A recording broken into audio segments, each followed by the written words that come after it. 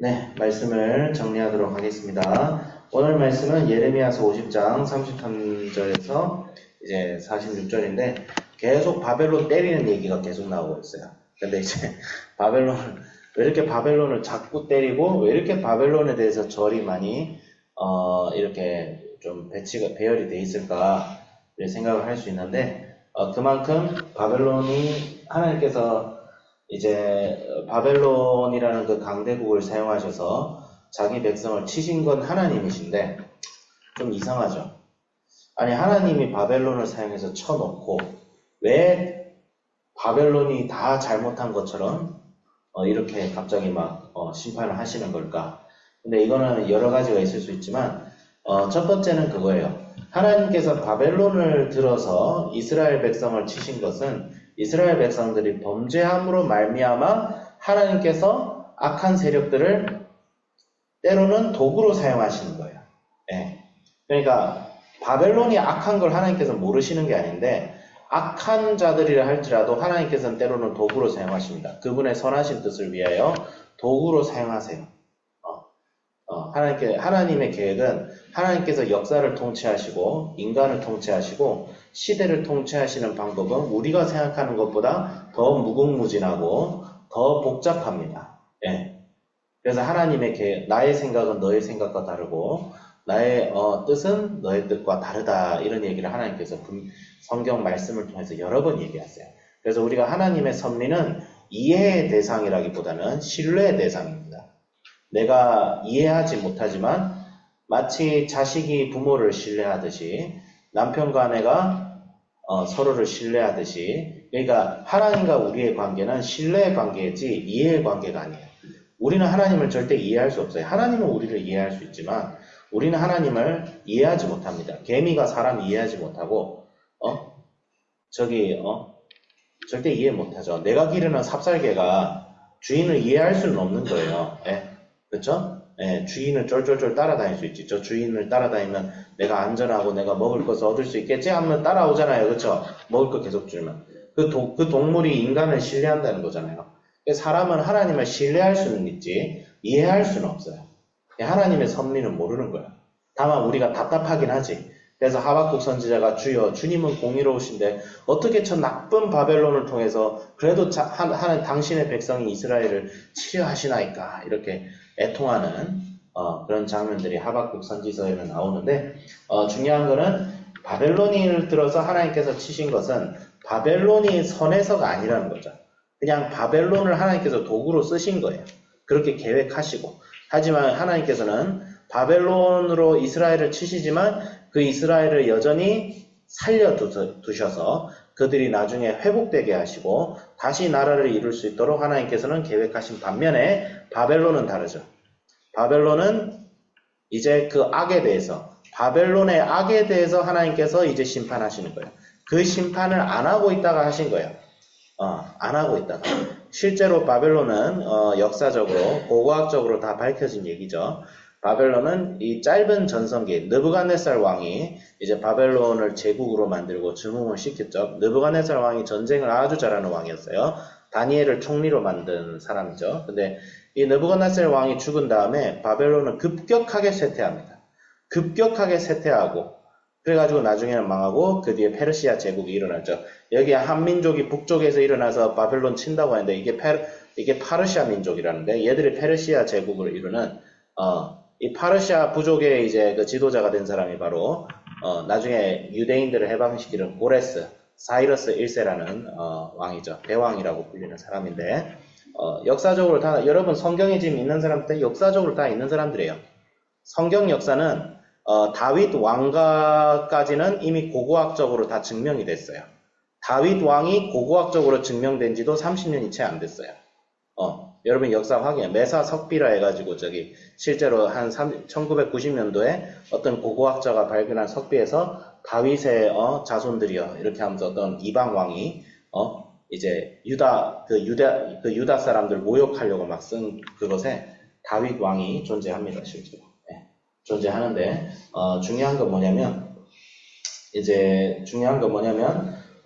바벨론을 이제 하나님께서 치시는데 하나님을 어떤 분으로 설명하고 있죠? 4절에 그들의 구원자는 강하니 그 이름은 만군의 여호와라. 이런 말이 있어요. 구원자가 강하다는 말을 왜 했을까요? 이 당시 바벨론은, 오늘날 바벨론은 우리에게 어떤 모습으로 나올까요? 바벨론은 그냥 요즘 말로 하면 그냥 대세예요. 대세. 여러분 대세란 말 들어봤죠? 대세. 야, 이게 대세야. 여길 따라가야 돼. 그 시대에 통용되는 정답이에요. 정답. 여러분 시대마다 이렇게 살아야 된다는 어떤 정답이라는 게 존재해요. 야, 요즘은 이렇게 해야 돼. 요즘은 저렇게 해야 돼. 요즘은 이렇게 안 하면 어리석은 거야. 그런 대세라는 것을 만들어 놓고 이 대세를 따라가는 사람을 승자라고 하고 이 대세를 따라가지 않는 사람을 실패자라고 하죠. 그 대세가 여러분 머릿속에 많이 주입되죠. 여러분이 인스타 안 하지만 스마트폰을 보내서 주입되죠. 요즘 인스타 말고 뭐 딴 거 하나? 뭐 디스코드 하나? 디스코드를 하든지 인스타를 하든지 뭘 하든지 간에 여러 사람들이 막 그 흐름 속에서 여러분에게 이대로 살아야 너에게 맞는 어떤 대세가 돼라고 자꾸 주입하죠.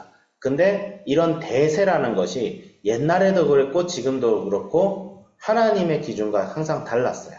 항상 달랐어요. 그런 대세가 여러분의 삶을 지배하고 있는 상황이에요. 그게 바벨론이에요. 바벨론이라는 것은 하나님을 대적하여 일어난 이 시대의 유행과 대세를 뜻합니다. 근데 우리는 그 대세대로 살지를 않죠. 왜? 우리 하나님은 그 대세보다 강하기 때문이죠. 바벨론은 대세일 수도 있고 그 시대를 지배하는 어떤 강력한 나라일 수도 있죠. 네.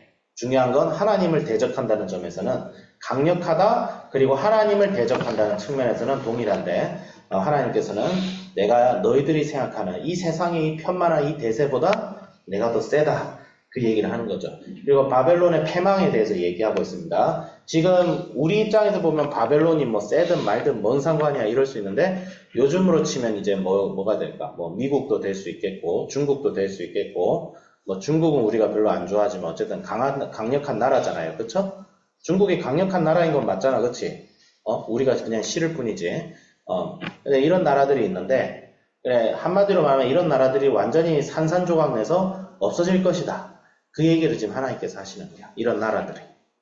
이 바벨론이 강대한 나라죠. 이 당시 문명의 중심지죠.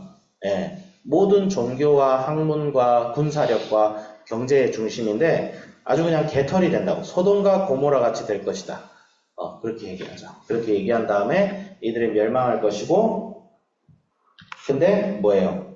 보라, 사자가 요단의 깊은 숲에 나타나 그가 와서 견고한 처소를 칠 것이다. 내가 택한 자를 내가 그 자리에 세우리라. 그게 뭐냐면 바벨론이 멸망한 것도 하나님의 뜻이라는 거예요. 하나님께서는 역사를 심판하실 때에 역사를 심판하는 게 아니고 역사를 움직이시고 그 역사 속에서 어떤 민족을 심판하시고 어떤 민족을 들어 쓰시는데 이 모든 것이 우리가 역사를 우리가 역사를 볼 때에 그것은 하나님께서 그 역사를 움직이고 다스린다는 생각을 항상 해야 돼요. 그게 보이진 않아. 우리가 역사를 그냥 보면 어떤 왕조가 멸망하고 다른 왕조가 일어나죠. 우리나라로 치면 통일신라가 일어서고 통일신라가 망하고 고려가 일어서고 고려가 멸망한 다음에 조선이 일어서고 이런 역사의 흐름이 있는데 그런 역사의 흐름을 우리가 보면서 한 가지 느낄 수 있는 것은 그 어느 누구도 이 역사를 어떤 인간이 계획해서 내가 이렇게 역사를 만들어 나가야지 하고 세워지는 역사가 없는 거예요.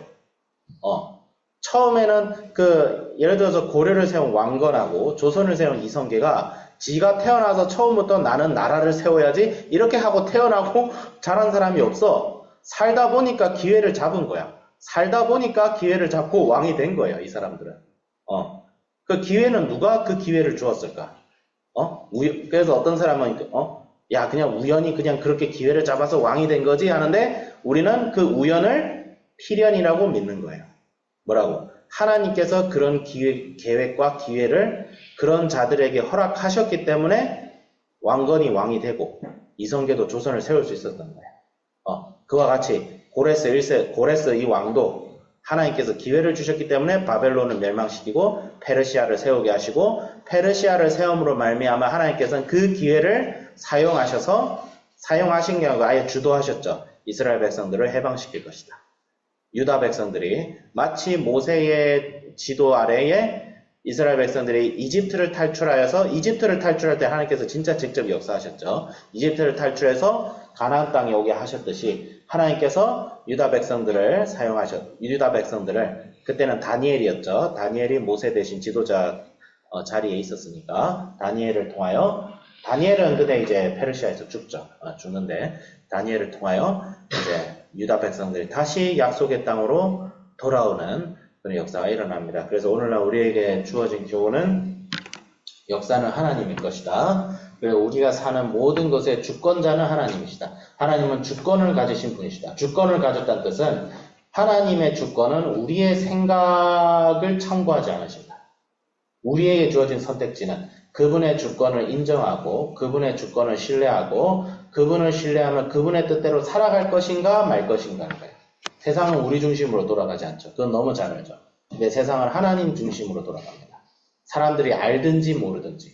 그리고 그 하나님은 우리를 구원하시고 우리를 선한 길로 인도하고자 하시는 분입니다. 그게 진짜 우리가 편승해야 될 대세예요. 대세는 눈에 보이지 않습니다. 눈에 보이지 않는 정말 역사를 통치하시는 진짜 대세에 편승해서 살 것이냐. 그러니까 오늘 우리 앞에는 줄을 잘 잡아야 되는데 어떤 줄을 잡을 것이냐. 튼튼한 줄이라고 생각했더니 썩은 줄이야. 세상이 내미는 줄을 잡지 말고 하나님이 내미는 줄을 잡고 살아갈 때에 주님께서 섭리하시고 다스리는 가운데 우리가 주님의 뜻대로 살아갈 때에 우리가 진실로 이 땅에서 행복한 삶을 살 수 있을 것이다. 세상 따라가면 여러분 재미없습니다. 진짜로. 화려해 보여. 화려해 보이는데 쓸데있는 거 하나도 없고 뭔가 많은 걸 하는데 내 마음을 채워주는 거 하나 없습니다. 아무리 많이 마셔도 내 목마름을 해결해 주지 못하는 물과 같은 것이 세상이에요. 그래서 지금부터라도 속지 말고 저는 세상 좀 즐겨본 다음에 하나님 믿겠습니다. 다 그래 얘기하죠. 그럼 지 손해예요. 그냥 한마디로 얘기할게. 자기 손해입니다. 네. 그렇다고 선생님이 여러분들 보고 이제 너희들 저 오지로 가서 선교해라. 그런 말 하려는 게 아니에요. 그건 잘못된 말이에요. 오히려 난 이렇게 얘기하고 싶어. 교회에서 막 30년 대형 교회에서 목사하고 목회하면서 하는 사람들 하나님께서 너 지금이라도 그거 내려놓고 일반 회사에 가서 취업해라 하면 할 수 있겠냐? 그렇게 묻고 싶어요.